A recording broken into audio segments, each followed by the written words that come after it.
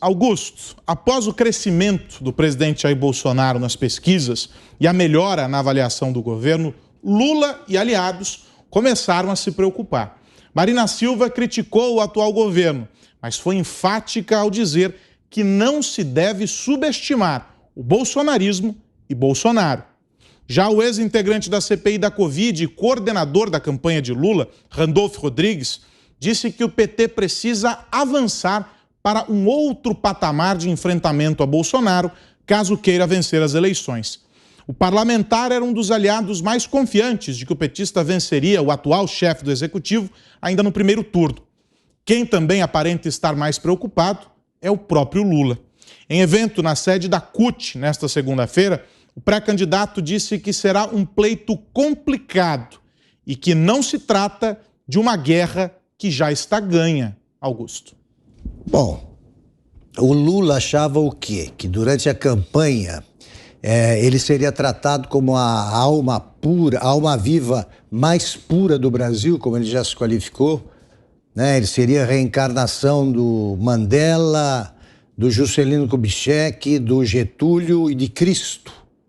É assim que ele se apresenta. Quanto ele mais aparece, mais fica claro que o Brasil não pode ter uma recidiva dessas e pela segunda vez colocar um chefe de quadrilha na presidência.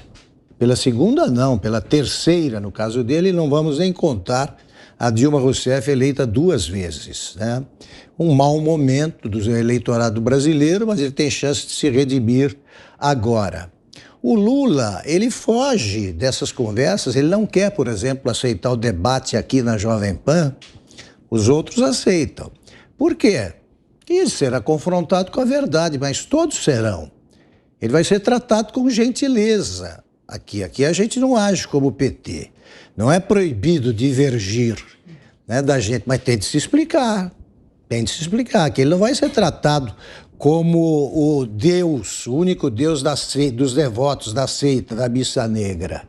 Vai ser tratado como um homem que tem uma tremenda capivara e tem que se explicar.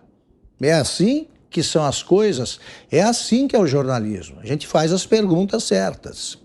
Não adianta esconder os fatos porque eles prevalecem. Não adianta a imprensa velha não mencionar sequer o voto do Nunes Marques, o voto do André Mendonça, para passar a impressão de que no Supremo vigora, né, a palavra de ordem do presidente Luiz Fux. Mexeu com um, mexeu com todos. Agora já mexeu com 9. Né, vai diminuindo. E há de diminuir mais ainda. Então é o seguinte, o Lula tem o que dizer na campanha? Não. Ele só vai se defender, se explicar. Aqui não é o Supremo Tribunal Federal. Ele vai ter de se explicar. Né? Mas a Lava Jato ele não conseguiu convencer. Existe um trecho do programa Direto ao Ponto em que o Ives Gandra mostra claramente que o Lula saiu da cadeia injustamente, tinha que continuar preso. Quem tem o que acertar com a justiça, e o Lula tem e muito, não quer conversa, né? Quer papo com os devotos das plateias domesticadas. Zé Maria, não tem guerra ganha, né? O jogo só acaba quando o juiz apita? É muito além disso, viu, Carlos? O presidente Jair Bolsonaro é o favorito nessa disputa e o PT sempre soube disso, mas apenas usou como estratégia essa história de dizer que estava ganho para amealhar aí aliados no Nordeste, deputados que são candidatos à reeleição e que têm um instinto de preservação do mandato muito forte. A própria janela, que eu chamo janela da infidelidade, mostra que os deputados não acreditaram nesse canto da sereia. Tanto é assim que os partidos ligados ao presidente Jair Bolsonaro receberam o maior número de filiações. Os maiores partidos hoje são exatamente os 2 partidos de sustentação do presidente Bolsonaro, o PL e o PP. Por quê? Os deputados que não são bobo e não são nada, dizem por aqui que o deputado mais burro é o primeiro suplente, ficou para trás. Aí eles estão vendo que se aliar ao presidente Jair Bolsonaro é vantagem e é o sentido. Contramão é ir contra.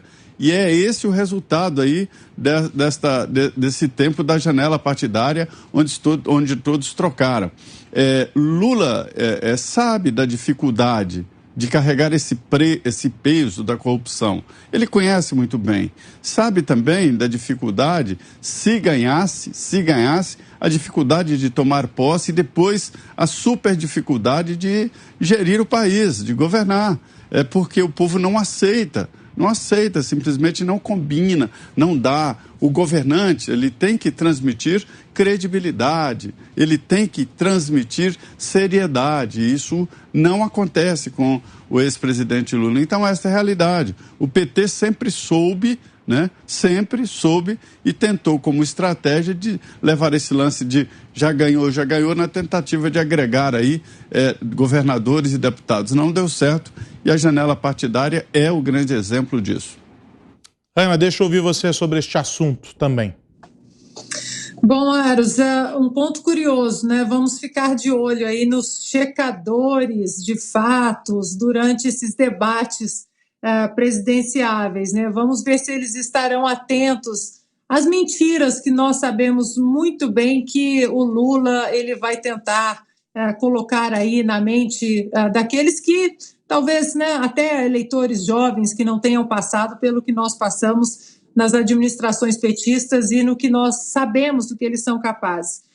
Eu gosto muito de comparar, nossa audiência sabe, a vida aí no Brasil com o que pode ser comparado com o que aconteceu aqui nos Estados Unidos. E 2016, Aros, obviamente as pessoas não conheciam o político Donald Trump. As pessoas sabiam quem era a celebridade, a figura da TV, e conseguiu entrar na Casa Branca, entrou na Casa Branca muito também pelo voto da Suprema Corte. Aquele presidente de 2016 indicaria 2 juízes para a Suprema Corte, e Donald Trump acabou indicando 3 ministros para a Suprema Corte, hoje com maioria conservadora. E em 2020, 4 anos depois, o Donald Trump ele cresceu muito exatamente o seu voto, os números cresceram nas comunidades carentes, nas comunidades negras, nas minorias, nas comunidades latinas. E por quê? Não foi por causa da retórica inflamada de rede social, muito pelo contrário, foram 4 anos aí de uma briga das redes sociais, da imprensa com o próprio establishment tentando tirar Donald Trump de qualquer maneira, e os números dele em algumas dessas áreas, Aros, foram números históricos, inclusive para qualquer presidente republicano. Por quê? Por causa das políticas sociais, as políticas econômicas, aquilo que realmente muda a vida das pessoas. E no caso do presidente Bolsonaro, o Nordeste foi sempre usado como massa de manobra nas administrações petistas, e agora o presidente Bolsonaro, através, como eu mencionei, da pasta do ministro Tarcísio, ele levou essas políticas que Donald Trump levou a essas comunidades que eram, durante muitos anos, usadas aí também como massa de manobra do Partido Democrata. É a realidade, a política que dá certo e não apenas a retórica de campanhas. Fiuza, deixa eu ouvir você também. 2 minutos e meio, meu amigo. Olha, você mencionou a Marina.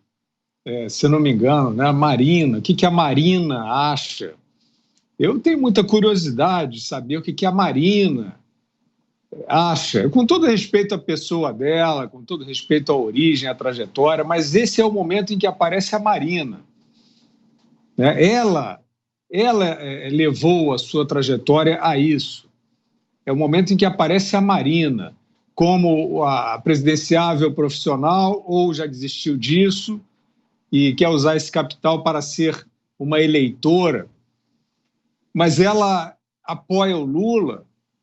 Mas quando o Lula foi flagrado roubando e foi condenado e foi preso, alguns desses aliados ficaram aí com a voz mais embargada, Então, eu estou fazendo essa crítica para dizer o seguinte: não interessa essa política artificial, é a Marina e o Randolph, no nosso enunciado. O Randolph é o amigo do consórcio.